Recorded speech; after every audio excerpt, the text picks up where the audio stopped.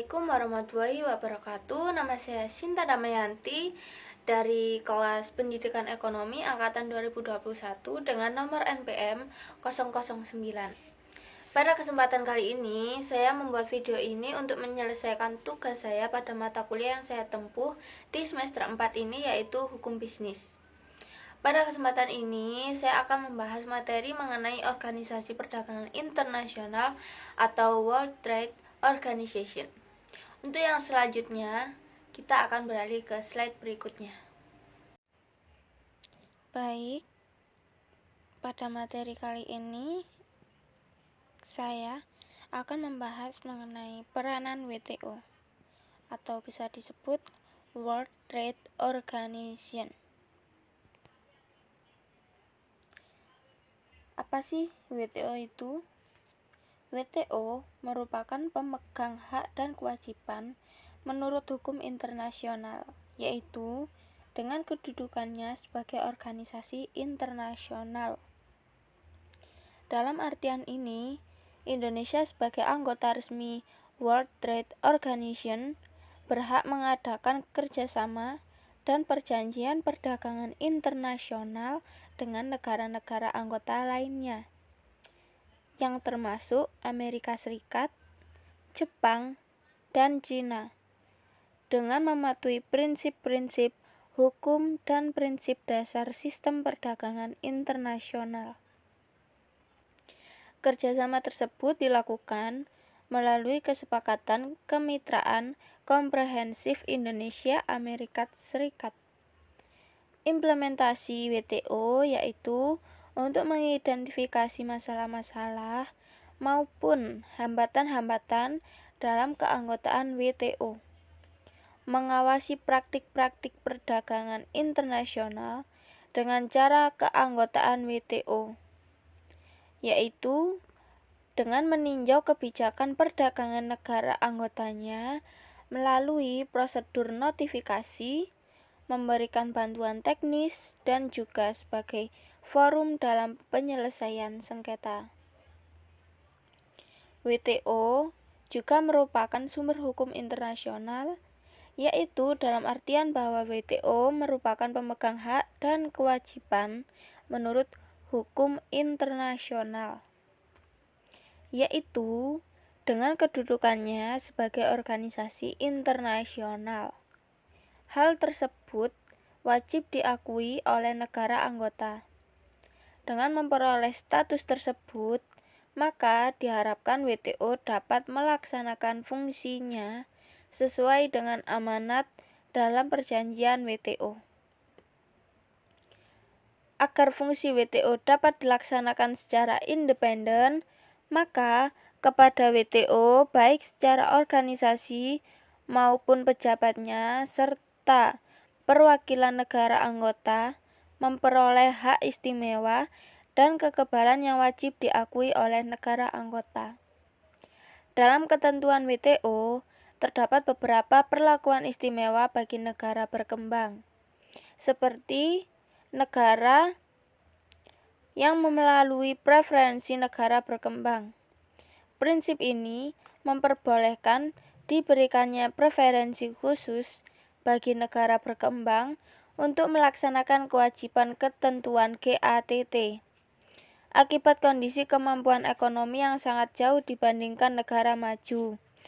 Oleh karena itu, akan dianggap adil apabila dalam melaksanakannya perdagangan bebas tersebut dengan negara berkembang diberi preferensi khusus.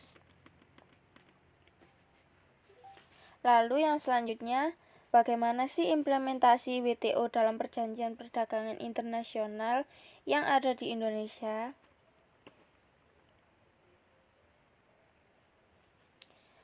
Penjelasannya yaitu Indonesia mengambil tindakan safeguard disebabkan adanya dilema, membiarkan pasar dalam negeri menjadi terganggu karena masuknya barang impor atau menarik diri dari kesepakatan WTO.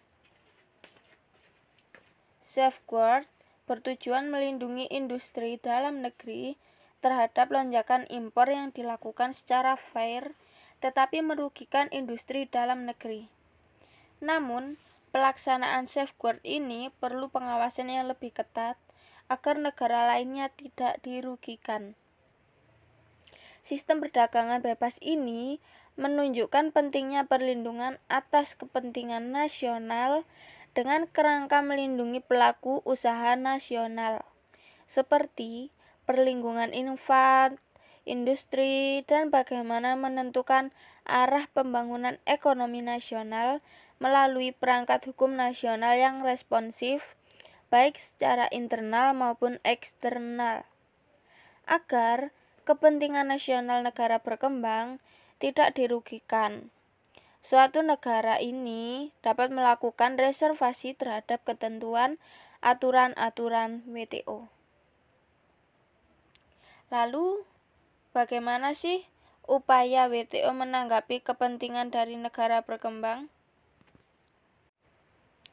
WTO memiliki 3 upaya untuk menangani dan menanggapi kepentingan dari negara-negara berkembang, yaitu yang pertama, persetujuan WTO memuat ketentuan-ketentuan khusus berkembang. Yang kedua, Komite Pengembangan dan Pembangunan yang menangani dan membahas kepentingan negara berkembang dalam WTO. Untuk yang ketiga, yaitu Sekretariat WTO menyediakan bantuan teknis yang umumnya dalam berbagai jenis pelatihan bagi negara-negara berkembang. Lalu bagaimana WTO dalam menghadapi ekonomi kerakyatan? Pengertiannya, WTO harus dimaknai sebagai sebuah kekuatan energi baru yang men-charge faktor-faktor produksi yang selama ini dikelola oleh golongan pengusaha mikro, kecil, dan menengah seperti UKM di Indonesia. Memang dibutuhkan paradigma baru untuk merekonstruksi bangun pikir pemerintah Indonesia dalam rangka usaha memajukan kesejahteraan masyarakat. Pemikiran untuk menjual ideologi ekonomi kerakyatan merupakan suatu paradigma baru yang mesti diupayakan menjadi sebuah kenyataan. Penerapan sistem ekonomi kerakyatan dalam membangun ekonomi Indonesia dapat dilihat dari 3 indikator, yaitu yang pertama, usaha UKM, peningkatan efisiensi pengelolaan usaha, dan kerjasama dalam investasi. Pemerintah belum berpihak kepada kepentingan rakyat. Begitu juga dengan WTO, dapat menjadi instrumen hukum dalam membangun ekonomi kerakyatan dengan syarat pemerintah harus berdaulat dalam artian mandiri dan percaya diri dalam mengelola sumber-sumber kekayaan alamnya berdasarkan prinsip-prinsip kedaulatan negara dan prinsip hak menentukan nasib sendiri menurut ketentuan hukum internasional. Indonesia termasuk negara yang selalu menerima bantuan dana sindikasi dari beberapa negara maju, seperti yang dikenal negara G20 sebagai donatur tetap Indonesia di zaman Orde Baru. Dalam WTO terdapat TRIPS atau Trade Related Aspects of Investment Measures, yaitu yang mengatur tentang bagaimana pergerakan investasi atau modal dari negara ke negara yang lain yang melalui perjanjian-perjanjian internasional baik bilateral maupun multilateral. Lalu, bagaimana dengan prinsip-prinsip World Trade Organization?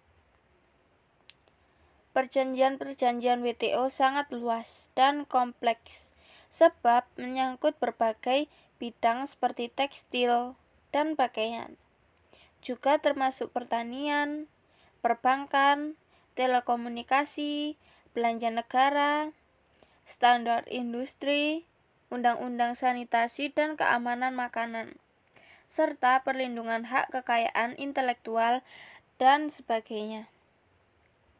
Namun demikian, terdapat beberapa prinsip mendasar yang menaungi semua bentuk perjanjian dalam WTO, yaitu yang pertama, trade without discrimination, atau prinsip non-diskriminasi dalam perdagangan.